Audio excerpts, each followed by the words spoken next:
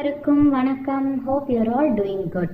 I am doing great here. So today we are on day 8 of our free spoken English class. இன்னைக்கு நம்ம கத்துக்க போற topic வந்து ரொம்ப இம்பார்ட்டன்ட்ங்க. இதை நான் டாபிக் சொல்றதுக்கு முன்னாடி இது என்ன அப்படின்னு சொல்லிட்டுன்னா உங்களுக்கு ஈஸியா புரியும். சரி, ஒரு இடத்துக்கு போகணும். அப்போ நம்மளுக்கு ஒரு சிஸ்டரா இருக்கட்டும், இல்லை நம்மளோட ஃப்ரெண்டா இருக்கட்டும், இல்லை நம்மளோட கொலீக் கிட்ட கேட்போம், ஏன் நீ போறியா?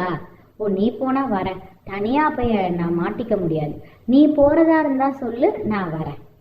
ஓகே, சரி மேக்ஸ் சம் போடு அப்படின்னு நம்ம குழந்தைங்கிட்ட சொல்லணும்னு வச்சுக்கோங்க. அவங்க நீ சொல்லி கொடுத்தா நான் மேக்ஸ் போடுறேன், இல்லை அப்படின்னா நான் வந்து வேணா இங்கிலீஷோ பிசிக்ஸோ படிச்சுக்கிறேன், எனக்கு மேக்ஸ் வந்து சொல்லி கொடுக்காம தெரியாது, நீ சொல்லி கொடுத்தால் நான் போடுவேன், நீ வந்தா நானும் வரேன், நீ கோயிலுக்கு வரியா, நானும் வரேன், உன் கூட வரேன். ஓகே, நீ வந்து எங்கேயாவது போறியா, ஃபங்க்ஷனுக்கு போறேன்னா உன் கூட நானும் வரேன், நான் தனியாக போக மாட்டேன், இப்படி சொல்லுவோம்ல. இதுக்கு பேர் தான் ஃபர்ஸ்ட் கண்டிஷனல், நிபந்தனை வாக்கியங்கள். ஒரு செயல் நடக்க வேண்டும் என்றால் ஆல்ரெடி ஒரு செயல் வந்து நடந்திருக்கணும், இல்லைன்னா கண்டிப்பா நடக்கும் அப்படின்ட்டு ஒரு உறுதிமொழியாவது நம்ம கிட்ட கொடுத்துருக்கணும். அப்பதான் நம்ம ரெண்டாவது செயலுக்கு வந்து செய்வோம். ஓகே, இதை தான் என்ன சொல்லுவாங்கன்னா நிபந்தனை வாக்கியங்கள் அப்படின்னு சொல்லுவாங்க. இதுல ரெண்டு பேட்டர்ன் இருக்குங்க. So if pattern, only if pattern. Okay, if pattern அப்படின்னா இஃப் ஐ வில் அப்படி மாதிரி வரும். பார்க்கலாம், எக்ஸாம்பிள்ஸ்ல வந்து நான் சொல்லி கொடுக்குறேன். இஃப் வில் அப்படின்னா நீ வந்தா நான் வரேன். ஓகே, சாதாரண நிபந்தனை சும்மா சொல்லுவோம், சரி நீ வராட்டியும் பரவாயில்ல நான் போயிடுவேன், ஆனா நீ வந்தா நான் உன் கூட வரேன், இல்லைன்னா சொல்லு அப்படி சொல்லுவோம்ல. சாதாரண நிபந்தனை அந்த பேட்டர்ன் வந்து இஃப் பேட்டர்ன். ஆனா ஒன்லி இஃப் அப்படின்னா நீ வந்தாதான் நான் வருவேன், நீ போனாதான் போவேன், இல்லைன்னா நானும் போக மாட்டேன். வலுவான நிபந்தனை, ஸ்ட்ராங் கண்டிஷன். ஸோ நிபந்தனை வாக்கியங்கள்லாம் என்னன்னு தெரிஞ்சிச்சு. நீ சாக்லேட் வாங்கி கொடுத்தாதான் நான் ஸ்கூலுக்கு போவேன்னு சொல்லுது, நீ டெடிபியர் வாங்கி கொடுத்தாதான் நான் நீ சொன்ன பேச்செல்லாம் கேட்பேன். ஓகே, அதுல ரெண்டு பேட்டர்ன் இருக்கு, if pattern, only if pattern.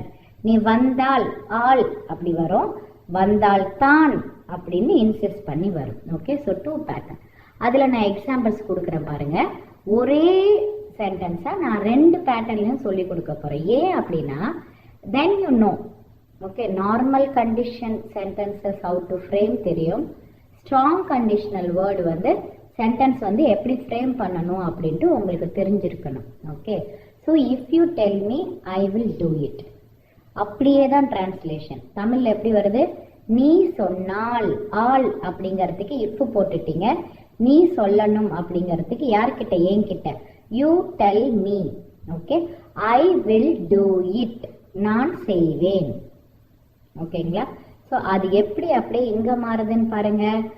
I will do it, நான் செய்வேன். எப்போ? நீ சொன்னாதான் செய்வேன், இல்லைன்னா அதை செய்ய மாட்டேன். நீ சொன்னால்தான் நான் செய்வேன்.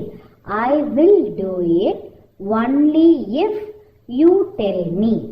ஓகே, ஸோ இஃப் வந்தா ஐ வில் வரும். இங்க ஸ்ட்ராங் கண்டிஷன்ல ஃபர்ஸ்ட் ஐ வில் வந்துருங்க. நான் செய்வேன், நான் வருவேன், நான் போவேன், நான் படிப்பேன், நான் எழுதுவேன் அப்படின்னு வந்தது எப்போ? ஆல் தான், ஒன்லி இஃப். புரிஞ்சிடுச்சுங்களா?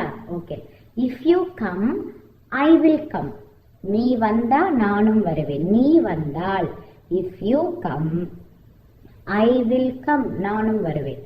அப்படியே இது கண்டிஷனோட சொல்ற, ஸ்ட்ராங்கா சொல்ற பாருங்க. I will come only if you come, I will come only if you come. நான் வருவேன், நீ வந்தால்தான் நான் வருவேன். ஓகே, தேர்ட் சென்டென்ஸ் பாருங்க. நீ போனா நானும் போவேன், அவ்வளவுதான். ஆல் அப்படிங்கறதுக்கு இஃப் போட்டுக்கிட்டீங்க, நீ அப்படிங்கறதுக்கு யூ போட்டுக்கிட்டீங்க, போனா அப்படிங்கறதுக்கு கோ போட்டுக்கிட்டீங்க. அப்போ ஐ வில் கோ, இதெல்லாமே நான் ஐ வென்ட்னு வராது. இந்த கண்டிஷனல் கிளாஸ் பொறுத்த வரைக்கும் ப்ரெசன்ட் டென்ஸும் வராது, பாஸ்டும் மேக்சிமம் வராது. ஃபியூச்சர்ல நீங்க இனிமேட்டு ஒரு செயலை செய்ய போறேன்ட்டு நீங்க தானே சொல்றீங்க, நீ செஞ்சிருத்தியா? ஓகே அப்படின்னா நானும் பண்ணிடுறேன். அப்ப சொல்லும் போது அது ஃபியூச்சர் டென்ஸா தான் வரும். If you go I will go. நான் சொல்ல புரியுதா? இதுல ஒரு வில் ஆவது கண்டிப்பாக இருக்க வேண்டும், ரெண்டு வில் வராது.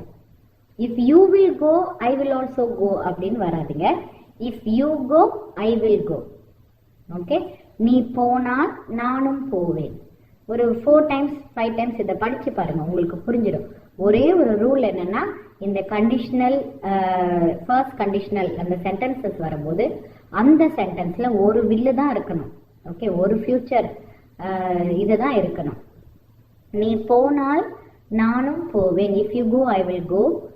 ஐ will go only if you go. நான் போவேன், நீ போனாதான். முடிஞ்சிடுச்சு. If you study I will study. If all you நீ படித்தால் அப்படின்னா ஸ்டடி. நானும் படிப்பேன். இன்னைக்கு ஈவினிங்கா இருக்கலாம், இல்ல நாளைக்கா இருக்கலாம். ஐ will study. I will study only if you study. நீ படித்தால்தான் நானும் படிப்பேன். ஓகே, ஸோ இது இந்த சென்டென்ஸ் வந்து மேக்சிமம் இந்த கண்டிஷனல் இதுன்னு சொல்றோம்ல, அது பெரியவங்கக்குள்ள கூட வராது. சின்ன குழந்தைங்க அவங்க அப்பா அம்மா கிட்ட பேசுறதா பெருசா இருக்கும் பாருங்க. நீ டெடி பேர் வாங்கி தெரியா அப்படின்னா வர, ஏ வாடா இந்த ட்ரெஸ் போட்டுக்கோ அப்படின்னா, நோ நோ நீ நான் அன்னைக்கு கேட்டேன்ல அந்த கப் கேக் வாங்கி தர மாட்டேன்னு சொன்னல, அன்னைக்கு கேட்டேன்ல அந்த டாய் நீ வாங்கி தர மாட்டேன்னு சொல்ல, நீ வாங்கி தரியா அப்ப நான் உன் கூட வரேன் அப்படின்னு கேட்பாங்க. அதோட இதுதான் favourite sentence. If you buy me a chocolate I will go to school. Okay, அவங்க படிக்கிறது அவங்களுக்கோசரம், அதுக்கு நம்ம வந்து சாக்லேட் வாங்கி கொடுக்கணுமா. நீ எனக்கு சாக்லேட் வாங்கி தந்தால் நான் பள்ளிக்கு போவேன். ஓகே, இது கூட ஒரு நார்மலான கிட்டு, ஒரு ரொம்ப பிடிவாதம் பிடிக்கல கிட்டுன்னா அது இப்படி சொல்லும், நீ சாக்லேட் வாங்கி தரியா நான் ஸ்கூலுக்கு போறேன் அப்படின்னு கேட்கும். ஆனா இன்னொரு குழந்தை எப்படி தெரியுமா சொல்லும், அது ரொம்ப ஸ்ட்ராங் கண்டிஷன், நீ சாக்லேட் வாங்கி கொடுத்தாதான், இந்த கையில சாக்லேட்டை கூட அந்த கையில நான் பேக் எடுத்துட்டு ஸ்கூலுக்கு போறேன் அப்படின்னு சொல்லுவாங்கல்ல. I will go to school only if you buy me a chocolate. Okay, so இது எதுக்குன்னா நார்மல் கண்டிஷன், ஸ்ட்ராங் கண்டிஷன் வந்து அந்த கிட்டுக்கு கூட தெரியுது பாருங்க. ஓகே, அப்போ பெரியவங்களுக்கு வந்து நம்ம ஈஸியா இதை பேசலாம். If you sing I will sing. நீ பாடினால் நானும் பாடுவேன். But I will sing only if you sing. நீ பாடினால்தான் நான் பாடுவேன். எங்க ஒரு பொது இடத்துல, at the party R at the function. நீ இப்போ ஒரு ஃபங்க்ஷன்ல பாட சொல்றாங்கன்னு வச்சுக்கலாமே, ஏ நீ பாடினாதான் நான் பாடுவேன் இப்பவே சொல்லிட்டேன், அங்க போய் என்ன மட்டும் பாடு அப்படின்னு நீ சொல்லக்கூடாது. ஓகேவா, நீ அந்த விஷயத்த செய், நானும் உன் கூட ஜாயின் பண்ணிக்கிறேன்ப்பா அப்படின்னு சொல்றதுக்கு this strong condition you can use. If you teach me I will do the maths. இது செகண்ட் காமன் சென்டென்ஸ் இன் இந்த பேட்டர்ன். அது எப்பயுமே படிக்கிறதுக்கு உட்காரும் போது என்ன தெரியுமா, நீ சொல்லி தரியா அப்புறம் நான் இந்த விஷயத்த செய்யறேன், தனியா என்ன மட்டும் செய்யுன்னு சொல்லாது, நீயும் கூடவே வந்து உட்காரு அப்ப நான் படிக்கிறேன்னு சொல்லுவாங்க. If you teach me I will do the maths. நீ எனக்கு சொல்லி கொடுத்தா நான் மேத்ஸ் போடுறேன். ஓகே, நீ சொல்லி கொடுத்தாதான் நான் மேத்ஸ் போடுவேன். நான் டேடி கிட்ட எல்லாம் போய் கத்துக்கலாம் மாட்டேன், நீ தான் வரணுமா, எனக்கு டேடி சொல்றது புரியாது, நீ சொல்லி கொடுத்தா நான் கணக்கு போடுவேன் அப்படின்னு சொல்ற குழந்தைகளும் இருக்கு. If you help me I will help you. நீ உதவினால் நான் உனக்கு உதவும் ஃபியூச்சர்ல, பட் நீ உதவி செய்யாட்டியும் நான் உனக்கு உதவுவேன் அப்படிங்கிறதுக்கு இஃப் ஐ வில். ஆனா சில பேர் ரொம்ப ஸ்ட்ரிக்டா சொல்லிடுவாங்க, I will help you only if you help me. இதோ பாரு, இப்போ எனக்கு ஒரு உதவி தேவைப்படுது, நீ இப்ப உதவி செஞ்சினா நான் நாளைக்கு உனக்கு இந்த ஹெல்ப் தேவைப்படும் போது நான் செய்வேன். நீ இப்ப எனக்கு உதவி செய்யாவிட்டால் நானும் உனக்கு உதவ மாட்டேன் அப்படின்னு சொல்றது. I will help you only if you help me. Okay, I will not help you if you don't help me. நீ எனக்கு உதவி பண்ணலன்னா நானும் செய்ய மாட்டேன். Okay, if it Reigns I will stay at home. மழை பெய்தால் நான் வீட்டிலேயே இருப்பேன். I will stay at home only if it rain. போய் விளையாடாத, மழை வர்ற மாதிரி இருக்கு, ஓகே ஹோம்ஒர்க் எடுத்து பண்ணு அப்படின்னு நம்ம சொல்றோம்னா அதுக்கு அந்த குழந்தைங்களோட பதில், மழை பெஞ்சிச்சுன்னா நான் வெளில போய் பாக்குறேம்மா, மழை பெஞ்சா நான் வீட்டுல இருக்கேன், இல்ல மழை பெய்யல கொஞ்சம் நேரம் கழிச்சு தான், அது வரைக்கும் நான் விளையாடிட்டு வரேன். ஓகே, மழை பெய்தால் தான் நான் வீட்டில் இருப்பேன், I will go and check சொல்ற குழந்தைங்களும் இருக்காங்க. If the rain stops we will go out. மழை நின்றா நம்ம வெளியே போகலாம். ஓகே, இல்லைன்னா okay no problem. we will go out only if the rain stops. இது எல்லாமே இந்த ஸ்ட்ராங் கண்டிஷன்ஸ் வந்து நானும் நிறைய எக்ஸாம்பிள்ஸ் பார்த்துட்டேங்க. எப்போ வருதுன்னா ஒரு டாமினன்ட் கேரக்டர் அவங்களோட கிட்ட இல்ல அவங்க ஒரு பிடிவாதம் பண்றவங்க இருப்பாங்கல்ல, அவங்க கிட்ட சொல்றதுக்கு மட்டும்தான் இந்த கண்டிஷனல்ஸ் நம்ம ரொம்ப யூஸ் பண்றோம். அது இந்த சென்டென்ஸுமே பாருங்களேன், அது ஒரு சில்ட்ரன் கிட்ட வந்து ஈஸியா போய் இந்த சென்டென்சஸ்லாம் நம்மளுக்கு கனெக்ட் ஆயிடுது. இல்ல என்னோட மைண்ட் செட் அப்படி இருக்கான்னு தெரியல, நீங்க எனக்கு கமெண்ட் பண்ணுங்க. ஸோ நீங்க இந்த நிபந்தனை வாக்கியங்களை நீங்க யார்கிட்ட அதிகமா பயன்படுத்துறீங்க அப்படின்னு சொல்லிட்டு நீங்க எனக்கு கமெண்ட் பண்ணுங்க.